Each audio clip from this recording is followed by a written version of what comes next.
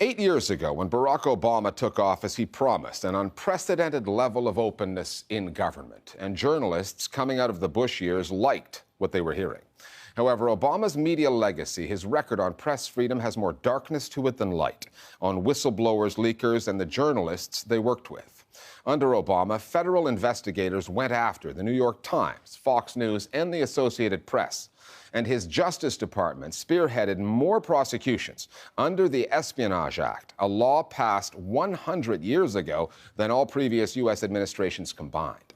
Liberal Americans have given Obama a relatively free pass on his track record with the news media, saying he should be given more credit for his work on transparency and in his final days in office for commuting the sentence of Chelsea Manning, the U.S. soldier jailed for leaking classified information to the news media through WikiLeaks.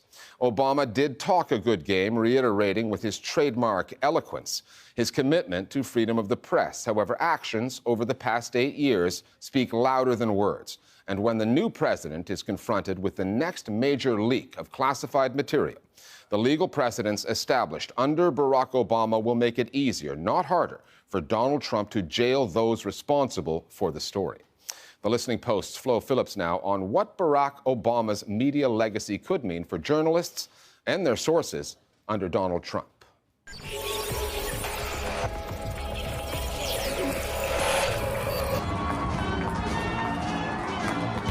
On January 20th, the 44th President of the United States swore an oath to the American people. It was 2009, and President Barack Obama promised to preserve, protect, and defend the Constitution of the United States. The First Amendment of that Constitution relates specifically to freedom of the press, something that President Obama declared a priority on his very first day in office. He issued a memorandum relating to the Freedom of Information Act, or FOIA, committing his administration to a new era of open government, reaffirming a commitment to accountability and transparency. I think he made a couple of good moves. I think he also ran into some obstacles he wasn't quite expecting. That was the time period in which we had the Manning, Julian Assange, WikiLeaks data dump. Then we later had the Snowden release. And I think Obama really, throughout his presidency, wrangled with how to handle controlling that highly sensitive information. It's really been a tremendous disappointment. The Obama administration started out really strong, and he said all of the right things about FOIA and transparency and government openness, but in the end, 8 years later, we've seen a huge number of FOIA requests that have gone unanswered, an incredible number of prosecutions of leakers under the Espionage Act, and there has been a tremendous amount of pressure on the journalists as a result. In their dogged pursuit of whistleblowers and leakers, the Justice Department and the FBI under Obama turned their focus on journalists themselves. In 2012, the Associated Press, one of the largest press agencies in the world, uncovered what it called a massive and unprecedented intrusion by the Justice Department. The DOJ were on the hunt for the source behind leaked information about a CIA operation in Yemen. They went directly to the AP's phone providers and scooped up a trove of reporters' and editors' phone records.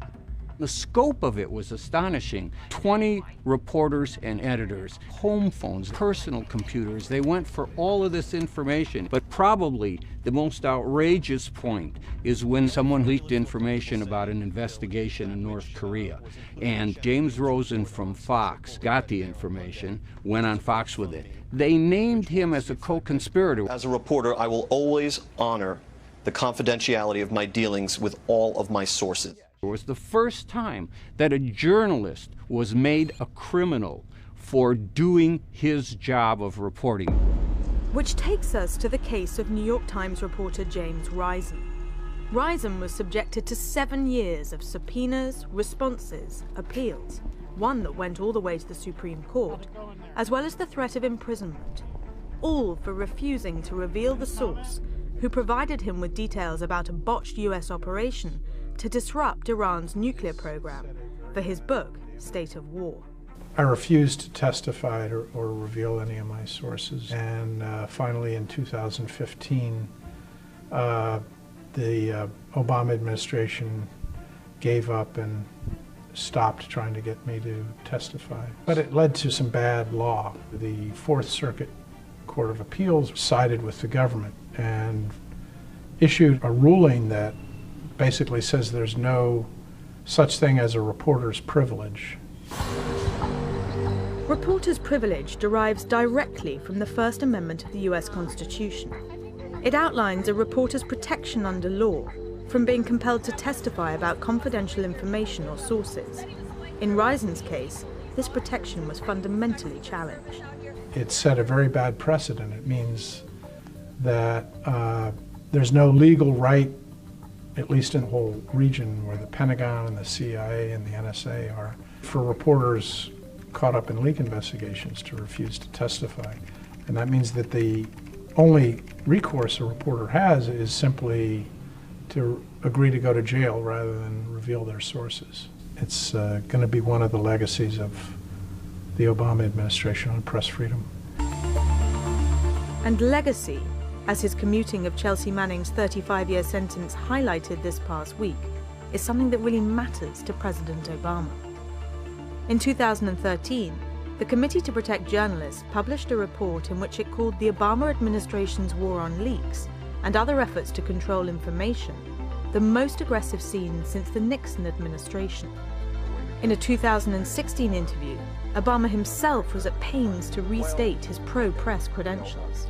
I am a strong believer in the First Amendment and the need for journalists to pursue every lead and every angle. And with the Justice Department facing a barrage of criticism over its dealings with the media, it issued new guidelines on when the government can subpoena reporters to try to force them to reveal their sources. The guidelines that the Justice Department issued, saying these are new rules to protect journalists from unwarranted prosecution and subpoena demanding that they testify. Protection from who? It's protection from the same Justice Department for the last 6 years. That's what it would be protection from. But there is a loophole in there. And there's a loophole in there that waives everything if it's a case of national security. And that loophole is what keeps many a journalist awake at night. Because should the Trump administration choose to take as hardline an approach as the Obama administration has, then the outlets that publish CIA leaks alleging Russian meddling in the election, and those personal details of a Russian dossier on Trump, could find themselves in very hot water. It is possible that the Justice Department will be able to make a showing that says that this information is vital to their criminal investigation into a leak, and arguably they could hold a journalist in contempt if the journalist continues to refuse to reveal their sources. If the journalist does refuse and is held in contempt, then the journalist could be sent to jail. Since you are attacking our news organization, can you give us a chance? Your organization you are attacking our Don't be rude. Attacking us. Can you give us a question? Don't be rude. No, I'm not going to give you a question. I'm not going to give you a question. Can you state categorically? You are fake news. Sir. Trump's mercurial temperament has set journalists on edge over how the next 4 years might play out. And his pick for Attorney General, Senator Jeff Sessions, is only heightening those concerns. Decisions the Justice Department makes have great impact on how the rest of the federal agencies will interpret transparency laws.